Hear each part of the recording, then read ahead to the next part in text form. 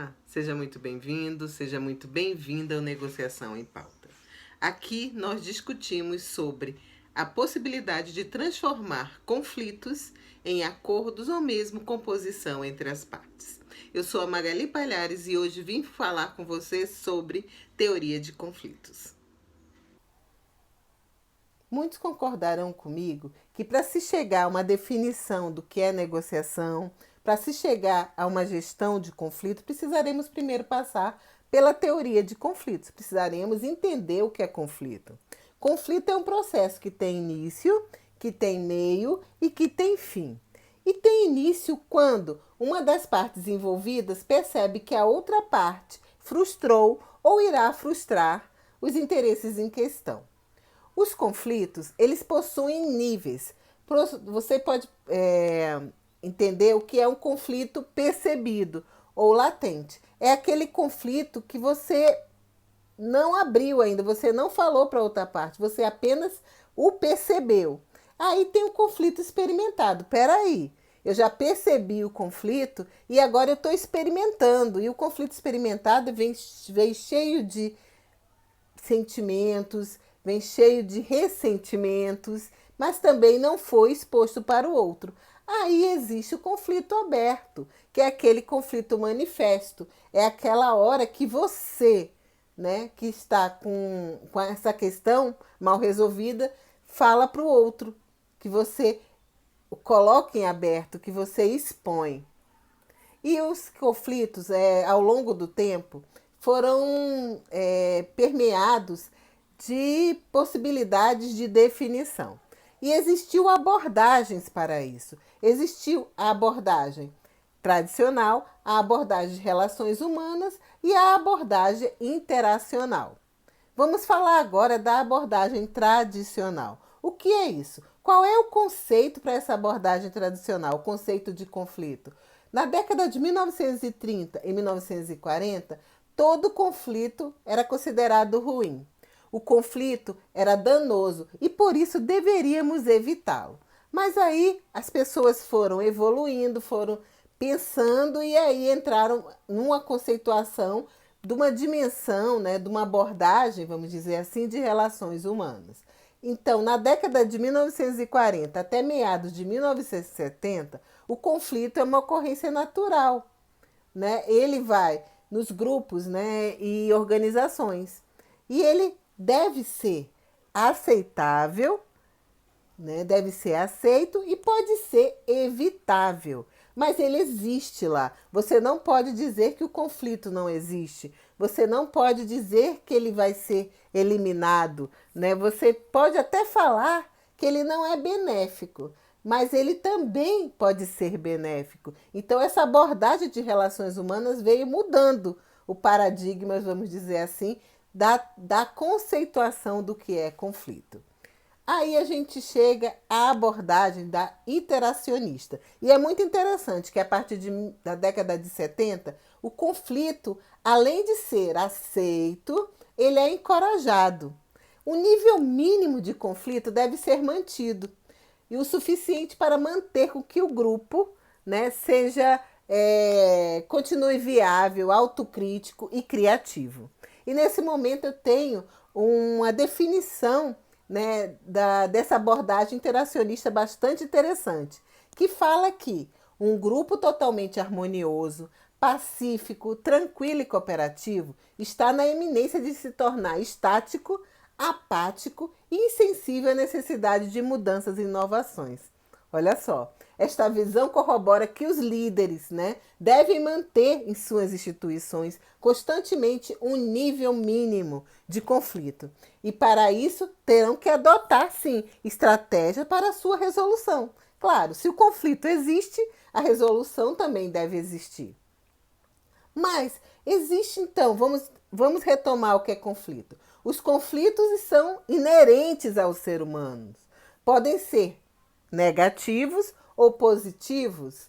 Eles também podem ser intrapessoais, ou quer dizer, conflitos comigo mesmo. Pode ser interpessoais, conflito entre as pessoas. Pode ser intragrupais, são internos a um grupo. Pode ser intergrupais, entre grupos diferentes, pode ser intra-institucionais, dentro de uma mesma instituição, e podem ser interinstitucionais, ou seja, instituições diferentes.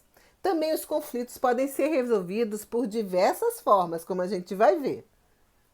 Outra coisa, existem mitos e verdades em relação aos conflitos. Alguns mitos são: o conflito é uma disfunção do ambiente.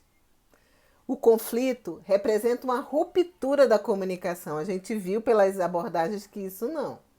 Se evitado, pode ser que o conflito desapareça. Claro que não. A gente, quando evita, a gente só está postergando a resolução desse conflito.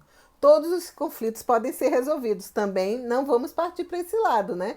É claro que existem conflitos que a gente não vai chegar a uma resolução. E o conflito sempre resulta em um vencedor e um perdedor.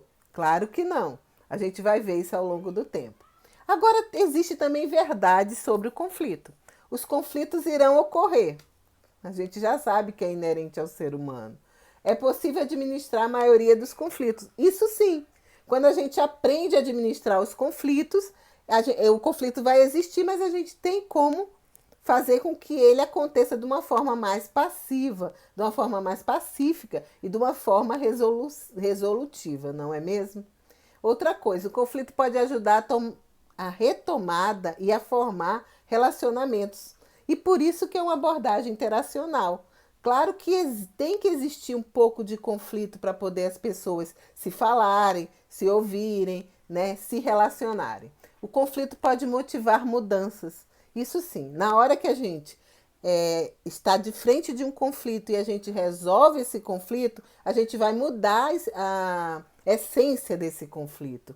Outra coisa que é verdade, o conflito pode ele pode fazer com que as pessoas se aproximem uma da outra. Eu já falei aqui dos relacionamentos e sim, os conflitos surgiram, mas à medida que eu vou resolvendo, eu posso sim ficar mais próxima daquela pessoa. Agora, o que é um conflito interpessoal? E eu vou falar que, na hora que a gente parte para os métodos de resolução de conflitos, o conflito que a gente trabalha é o interpessoal. Por quê, Magali? Porque é o conflito entre pessoas. É aquele conflito que a gente vai poder lidar com ele. O intrapessoal é tratado geralmente num psicólogo, num psiquiatra, com um amigo, né? E com você mesmo, porque é um conflito seu. Mas o conflito que a gente trabalha aqui nos métodos é o conflito interpessoal. Então, e o que é esse conflito interpessoal? Eu até já falei mais ou menos um pouquinho atrás que o conflito interpessoal é quando duas ou mais pessoas concebem ou avaliam uma situação de maneira diferente. Nesse caso, não existe certo ou errado. Existe simplesmente duas maneiras diferentes de perceber a mesma situação. Agora você é um gestor de conflito? Você sabe quais são os métodos para resolver esses conflitos? Como a negociação pode ser um mecanismo favorável à resolução de conflitos, hein? Você como gestor de conflitos. Até agora, a gente falou da teoria do conflito em si, de o que é o conflito, das abordagens da definição de conflito, dos níveis desse conflito. Agora a gente vai abordar como fazer o gerenciamento desse conflito e algumas dicas rapidinhas. Primeiro, a gente tem que ser um bom ouvinte. Você sabe escutar ativamente? Você tem certeza disso? Existem vários modos da gente perceber se você está escutando ou não ativamente o outro. Existe uma dinâmica que eu faço nas minhas aulas que é bastante interessante. E você pode aí acompanhar comigo. Se eu falo um pássaro sozinho, você pode levantar uma mão. Se eu falo dois pássaros ou mais pássaros, você levanta as duas mãos. Se eu falar outro animal qualquer, você coloca as mãos no seu joelho. Vamos comigo um pouquinho? Papagaio.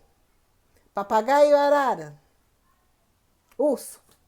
É assim. Na hora dessa dinâmica, a gente percebe em grupo que muitas pessoas não estão ligadas na minha fala. E a partir do momento que começa a brincadeira, as pessoas vão escutando ativamente e percebe, no final de tudo, eu já tive gravações sobre isso, bastante interessante. No final de tudo, elas estão fazendo meus comandos. Então, eu queria ver se você era um bom ouvinte. Outra coisa que a gente tem que saber para ser um gestor de conflitos é buscar entender o ponto de vista do outro. Acontece que eu posso ter razão e você pode ter razão sobre uma mesma coisa. Eu tenho razão e você também, no meu ponto de vista. Quando eu dou aula sobre esse assunto presencial, eu coloco um número 9 e você em cada ponta, uma pessoa em cada ponta. À medida que a pessoa olha o 9, uma vai ver o 6 e a outra vai ver o 9. E todas as duas têm razão, não é verdade? Outra coisa é que tudo é uma questão de valores. É muito difícil, né, a gente querer que o outro veja o mundo da mesma maneira que nós vemos. Eu sou mãe, né? E às vezes eu peco isso. Eu quero que a minha filha ou meu filho vejam o mundo da minha maneira. Eu quero que eles sejam o que eu acredito que seja bom para eles. Mas nem sempre eu estou com essa razão, não é mesmo? Também temos cada um nossos próprios sistemas de valores, através do qual determinamos nossas prioridades. Então, o que é valor? Valor é o que determina nossas atitudes. São estados emocionais que governam nossas decisões. Todos os nossos comportamentos visam atender nossos valores. A amizade pode ser um valor, a vida pode ser um valor, a harmonia pode ser um valor para a gente, amor pode ser um valor, o dinheiro pode ser um valor, né? A paz mundial pode ser um valor. Então a gente classifica os nossos valores e vivemos de acordo com eles. Você age de acordo com os seus valores? A gente também precisa saber reunir argumentos e informações para ser um bom gestor de conflitos. Um bom negociador ou um bom gestor de conflito precisa compreender o assunto. Precisa também reunir todos aqueles que possam servir para a sua argumentação e colocá-los em ordem. Vamos botar uma ordem mais ou menos cronológica. Fazer a melhor interpretação, né, desses possíveis argumentos e possivelmente apresentá-los ao outro. Portanto, se a gente não tiver uma preparação e um planejamento em relação aos argumentos e às informações daquele conflito, dificilmente a gente vai conseguir resolvê-lo.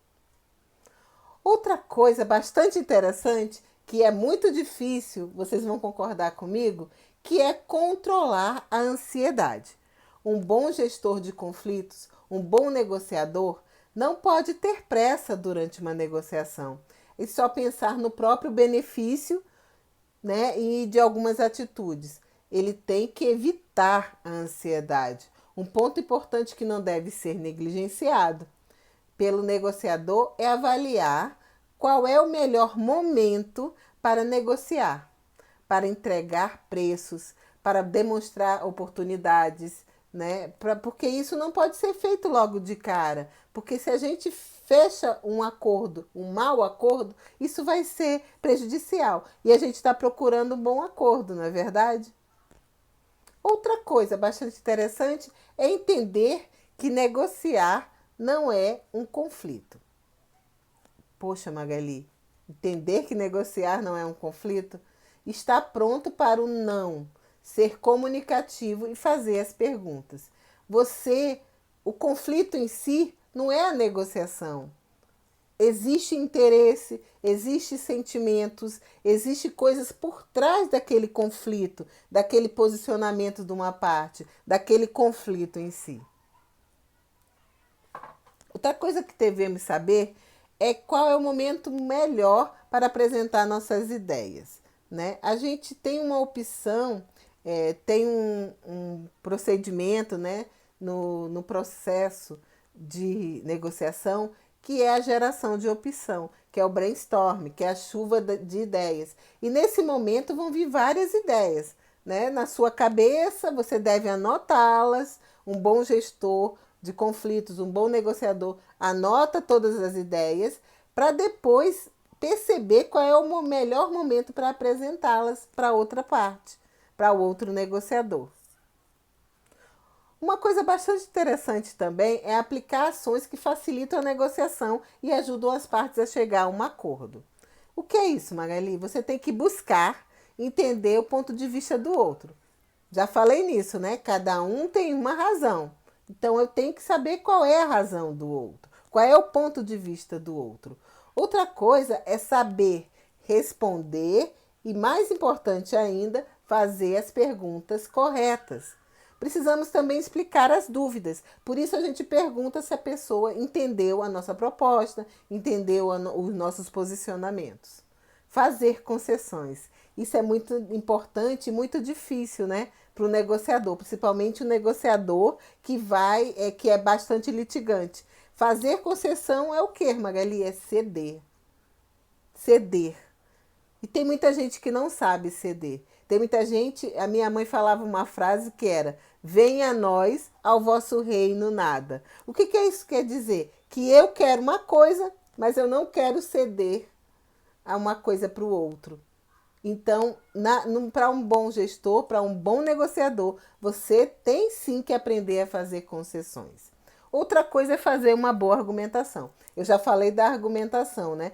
Quanto mais você sabe do assunto, quanto mais você pesquisa, quanto mais você vislumbra, você faz o mapa mental vislumbrando o outro, você vai fazer sim uma boa argumentação.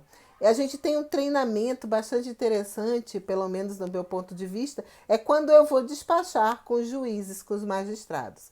Nesse momento eu tenho que ter uma boa argumentação e eu tenho que estar preparada para isso. Então, a gente como advogado, a gente como qualquer profissional, quando a gente fala com outro, a gente precisa sim ter estudado, ter se preparado, ter planejado para aquela situação, para poder ter umas boas argumentações na hora que vir de lá para cá, né? Na hora que o outro falar, você saber rebater, argumentar, você saber defender o seu ponto de vista. Outra coisa é conhecer alternativas fora da negociação e aumentar seu poder de barganha. Isso é bastante interessante, né? Na hora que você faz a preparação, na hora que a gente faz o planejamento, a gente percebe o outro e a gente tem essa possibilidade, né, de gerar alternativas fora da negociação. Isso é bastante legal também. E também interromper a reunião, deixando a decisão para outro dia. Isso é bastante interessante. Um bom negociador, um bom gestor, quando ele entende que naquela situação, se a pessoa for para a varanda, como o William Ury fala, se a pessoa for para casa pensar, ela vai refletir sobre o que está sendo tratado e pode sim voltar com outras ideias, com outras percepções sobre aquilo. Eu já tive bastante experiência nisso, né? Mas eu tenho um caso que, quando eu falo disso, me vem na lembrança, quando eu estava gerindo, né, um conflito entre duas irmãs e um tio, e tios, né, vamos dizer assim, da outra parte. Era uma briga de família. Por quê? Por que, Magali, era uma briga de família? As netas, nesse caso as duas irmãs eram netas, ficaram de fora da doação, do testamento da sua avó. A avó tinha 3 filhos, ok? Vamos acompanhar comigo, 3 filhos. O primeiro filho, que era o pai dessas duas pessoas, 2 irmãs, ele faleceu. E a gente sabe no direito que quando a pessoa falece e deixou herdeiros, elas na hora da morte, né, do ascendente, né, do testador, né, ele vai ocupar aquele lugar. Então, em vida, isso foi feito em vida, essa avó tinha 2 imóveis e na cabeça dela só tinha 2 herdeiros vivos, mas ela esqueceu desse herdeiro aqui, que era o pai das meninas. E aí ela deu um imóvel para cada um dos filhos em vida e esqueceu desse filho, né? Esqueceu principalmente dessas netas. Então a briga era, vamos dizer assim, o litígio, né? O conflito, o problema era. Essas filhas queriam ter os direitos dela preservados.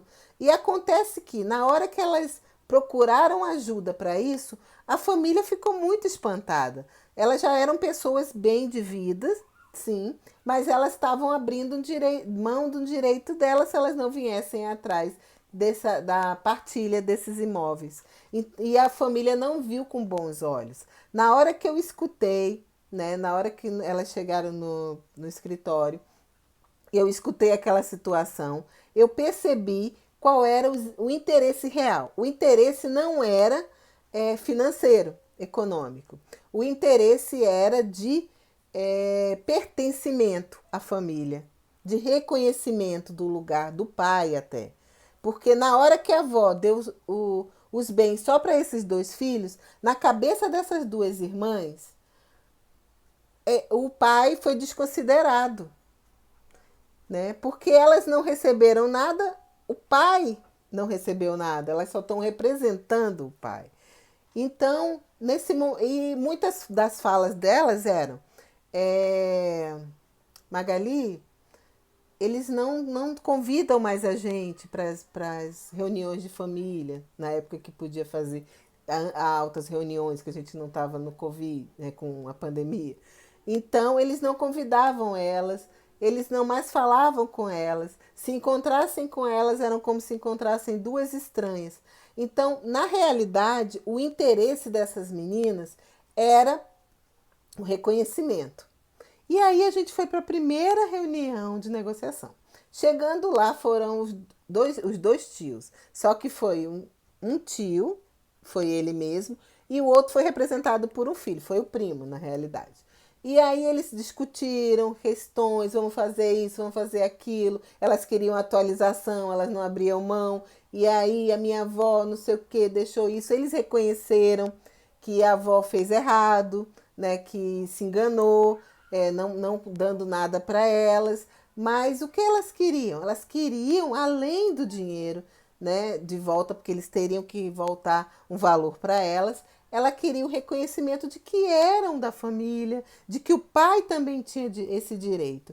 E no final das contas, nessa reunião, realmente eles foram conversando, os ânimos foram alterando, e uma chorou, a outra saiu da sala. Então, o que é que acontece? Eu percebi que precisava dar um tempo, né? Precisava ter esse tempo de reflexão que é aqui. Vamos deixar a decisão para depois. E foi remarcada outra reunião, né? Elas vieram e nessa segunda reunião, elas foram duas reuniões. Na segunda reunião aconteceu o acordo. Os primos se abraçaram, né? O tio se abraçou. A tia que estava do lado de fora, que era a esposa do tio, entrou para falar com elas. Então, quando um bom negociador, quando um negociador preparado percebe que precisa desse tempo, ele tem realmente que solicitar. Outra coisa que eu já até toquei aqui, o poder de barganha. Cada parte entra em uma negociação com determinado poder de barganha. O poder de barganha depende de dois aspectos: a possibilidade que eu tenho para atender a necessidade do outro e o quanto minha necessidade pode ser adiada. E a gente chama isso de essencialidade. Então, eu entro numa negociação como negociadora com poder de barganha. E isso pode sim ser modificado. O meu poder de barganha pode mudar, mas no momento que eu entro nessa negociação, eu já tenho pré-definido, determinado esse poder. Outra coisa, quando o poder de barganha é igual nas duas partes, existe um equilíbrio de forças, não é? Tá igual. Isto permite o quê? Permite uma negociação mais justa, mais razoável, porque as partes se equilibraram. Então, às vezes, eu tenho poder de barganha aqui e o outro está aqui embaixo, mas na hora que a gente vai conversando, o poder de barganha se igualou.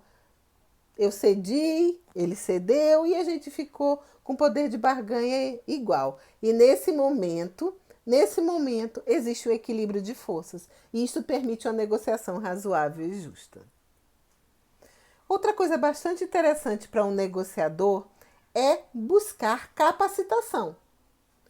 Fazer cursos presenciais e online, né? Nesse mundo da gente está muito online. Ler livros que abordam os assuntos, assistir e comentar filmes sobre assuntos. Não é só assistir, não. É assistir e comentar esses filmes. E também participar, olha só que legal, de competições e concursos sobre negociação.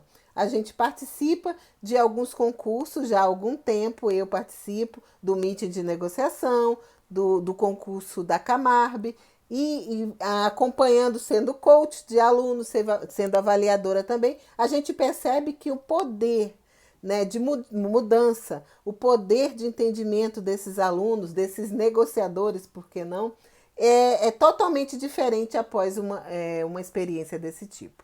E alguns livros que eu posso indicar, né? Eu tenho muitos livros, eu leio bastante livros sobre negociação, mas um livro que é sempre indicado por todos é Como Chegar ao Sim, do Roger Fisher e do William Ury. Ele é um livro de cabeceira, ele não pode deixar de existir para as pessoas que querem ser negociadoras. Outra coisa, negocie qualquer coisa com qualquer pessoa. Esse livro também é bastante interessante. E eu também tenho O Negociador, que é um livro que eu acho magnífico. Existem muitos mais livros sobre o assunto. Filmes, existem também muitos filmes legais. Um filme que eu posso indicar aqui é A Negociação Justa a Qualquer Preço e A Negociação com Richard Gere.